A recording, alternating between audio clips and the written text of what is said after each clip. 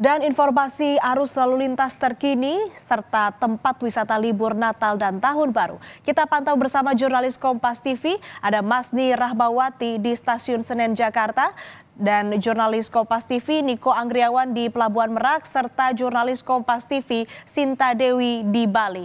Kita akan ke Masni terlebih dahulu. Masni, bagaimana pantauan Stasiun Senen jelang Tahun Baru ini, masih ramai penumpang kah? Ya, sejak tadi pagi kami pantau di Stasiun Pasar Senen ini masih terpantau normal begitu ya saudara juga saudara. Tapi sekitar pukul 8 lewat tadi ini sudah mulai ramai dari penumpang baik itu yang akan berangkat dari Stasiun Pasar Senen maupun yang balik ke Jakarta begitu.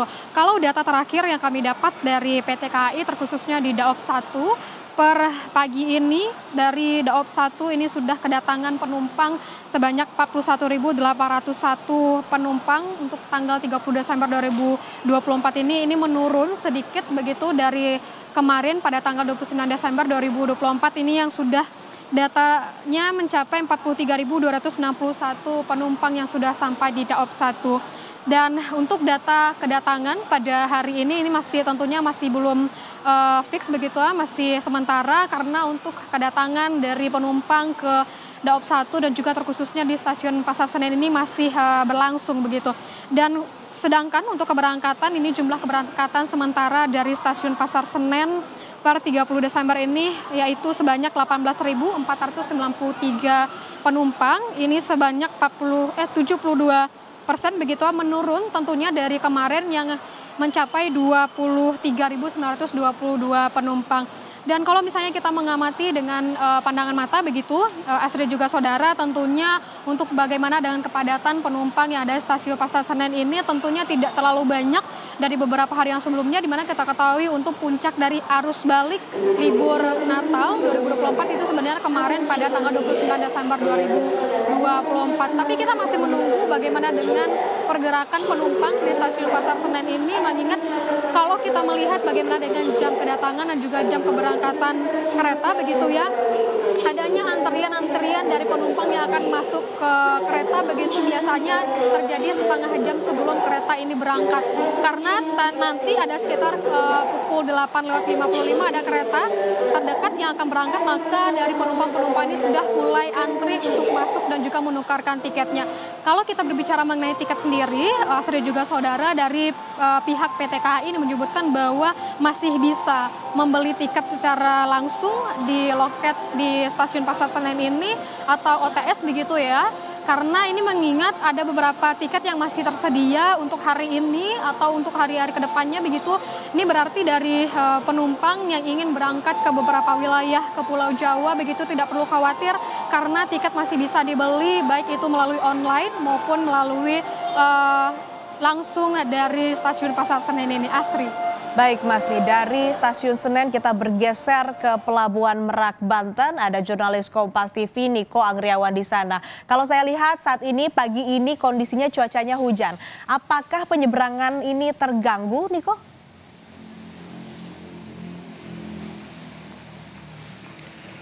Ya, Asri dan juga saudara, kalau misalnya kita bisa gambarkan pada situasi pagi ini di Pelabuhan Merak sendiri, cuacanya ini hujan dengan intensitas ringan hingga sedang.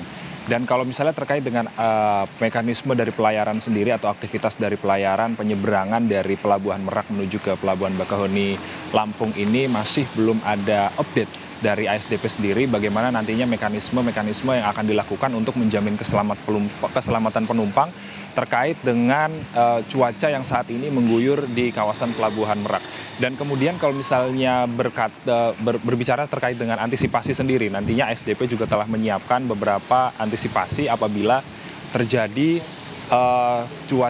potensi cuaca buruk yang diprediksi oleh BMKG ini terjadi di akhir tahun. Dan sejumlah mekanisme tersebut nantinya ini ASDP akan memberhentikan atau menyetop aktivitas pelayaran untuk menjamin keselamatan penumpang dan juga penyeberangan. Dan kemudian apabila ada sejumlah penumpang yang tidak bisa berangkat pada hari itu akibat cuaca buruk, nantinya ini diberikan dispensasi begitu. kepada para penumpang dari ASDP untuk nantinya bisa melakukan penyeberangan di hari selanjutnya. Dan kalau misalnya kalau misalnya kita melihat dari situasi lalu lintas di sekitar kawasan Pelabuhan Merak sendiri ini masih tergolong ramai lancar, itu artinya tidak ada kepadatan di Pelabuhan Merak sendiri hingga mengular ke kawasan badan jalan seperti itu. Itu berarti bisa dibilang kawasan Pelabuhan Merak hingga pagi ini berlangsung ramai lancar.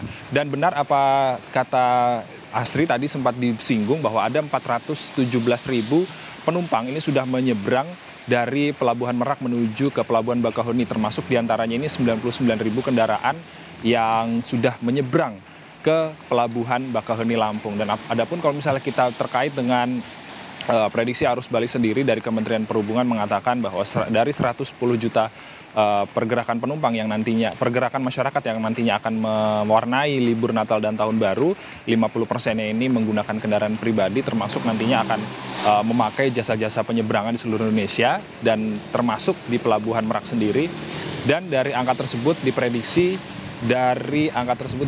bahwa tanggal 1 dan 2 Januari ini akan menjadi arus balik dari para masyarakat yang telah berlibur Natal dan Tahun Baru. Asri. Baik, itu tadi dari Merak, meskipun cuaca hujan, cuaca buruk, tapi pergerakan di sana masih terpantau lancar. Kita bergeser lagi saudara, kita pantau di Bali, ada jurnalis Kompas TV, Sinta Primadewi. Sinta, kalau pagi ini di Bali pantauannya seperti apa? Kalau ada kepadatan, antisipasi apa yang disiapkan oleh polisi? Baik Asri dan saudara, dari pantauan kami khususnya di kawasan Sanur, tepatnya di Jalan Bypass Ngurah Rai, saat ini terpantau ramai lancar. Adapun pihak kepolisian memang sudah menyiapkan antisipasi jika terjadi kepadatan karena memang kawasan Sanur khususnya Jalan Bypass Ngurah Rai ini merupakan salah satu jalur utama bagi wisatawan dari Kuta maupun Nusa Dua menuju ke kawasan wisata Ubud. Adapun yaitu yang akan dilakukan jika terjadi kepadatan lalu lintas, yaitu akan melakukan koordinasi dengan pihak ATCS atau tempat pengontrol lalu lintas dari Dinas Perhubungan untuk melakukan memperpanjang limit daripada lampu lalu lintas sehingga harapannya arus lalu lintas menjadi lancar. Selain itu juga akan disiapkan buka tutup jika terjadi kepadatan di sepanjang jalur ini. Asri. Baik, kalau untuk tahun baru ini kan tinggal 2 hari lagi ya, udah dekat begitu ya. Ada destinasi yang jadi idola nggak sih di Bali sekarang, itu apa di tahun ini yang jadi idola di sana? Baik Asri dan juga saudara, berbagai destinasi wisata di Bali yang menjadi favorit wisatawan untuk menghabiskan akhir tahunnya, yaitu sebenarnya banyak tempat ya. Misalnya di Pantai Kuta juga menjadi salah satu tempat tujuan utama untuk merayakan pesta malam pergantian tahun. Selain itu, Pantai Sanur juga menjadi salah satu tempat favorit wisatawan untuk mereka merayakan akhir tahun. Sesungguhnya sebaran wisatawan di Bali ini memang tersebar, begitu khususnya di kawasan Kuta, kemudian kawasan Sanur, dan juga di kawasan objek-objek wisata yang ada di Gianyar. Asri. Baik, untuk perayaan malam tahun baru besok, titik-titik mana saja yang biasanya dijadikan destinasi, Sinta? Ya, untuk dijadikan destinasi, biasanya di Pantai Kuta, kemudian Pantai Sanur, dan juga di Garuda Wisnu Kencana juga akan digelar perayaan detik-detik untuk menghitung pergantian tahun. Baik, terima kasih laporan Anda jurnalis Kompas TV Sinta Primadewi dari Bali. Sebelumnya juga ada jurnalis Kompas TV Niko Agriawan dari Pelabuhan Merak Banten, dan yang pertama melaporkan tadi ada Masni Rahmawati dari Stasiun Senen Jakarta. Selamat kembali bertugas rekan-rekan, jaga kesehatan, jaga keselamatan.